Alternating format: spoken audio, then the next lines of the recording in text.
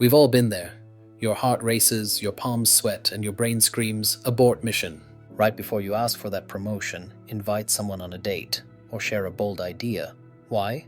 Because your brain processes social rejection in the same place it processes physical pain. To your lizard brain, a no feels like a literal punch to the gut. But here's the secret: you can hijack that biological response in exactly 10 seconds. Today, I'm going to show you how to flip the script on fear so you can start saying yes to yourself. The 10-second mental shift. When the fear hits, you have a 10-second window before your fight or flight mode takes over completely.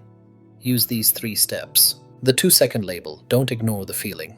Say it out loud or in your head: I am feeling the physical sensation of fear. By labeling it, you move the activity from your emotional brain to your logical brain.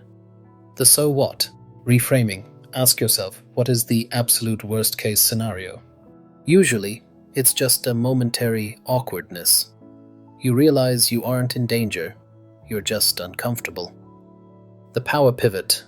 Shift from what if they reject me to what if they say yes. Focus entirely on the potential gain. Real-life examples. To make this practical, let's look at 2 very different scenarios.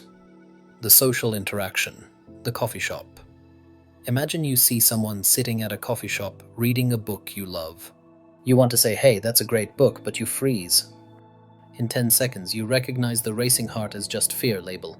You realize the worst thing that happens is they say thanks and look back down at their book. So what?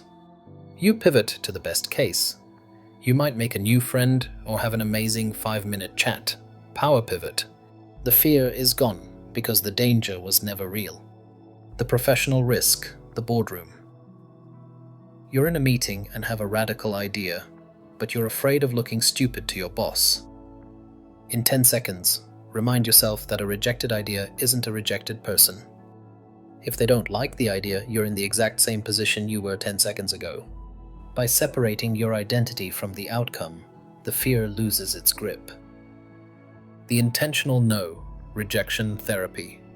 Think of the famous rejection therapy challenge where someone asks for a donut shaped like the Olympic rings. They know the answer is likely no. The goal isn't to get the donut. It's to prove to your brain that hearing no doesn't actually hurt you. The takeaway? The box reset. If the 10-second mental shift isn't enough, we use the body to calm the mind. This is your immediate takeaway. Box breathing. This technique is used by Navy SEALs to stay calm under intense pressure. Let's try it together right now. Inhale through your nose for 4 seconds. Feel your chest expand. Hold that breath for 4 seconds. Stay still and calm. Exhale slowly through your mouth for 4 seconds. Release all the tension. Hold empty for 4 seconds. Doing this just once resets your nervous system. It tells your body, we are safe. The call to action rejection isn't a wall. It's a muscle-building exercise. The more you face it, the stronger you get. But you can't wait for a crisis to practice. To make this 10-second shift permanent, you need to train your brain when things are calm. My challenge to you: commit to a 5-minute meditation and box breathing practice on a daily basis. When you settle your mind every morning, you'll find that when no comes knocking, you're already standing tall.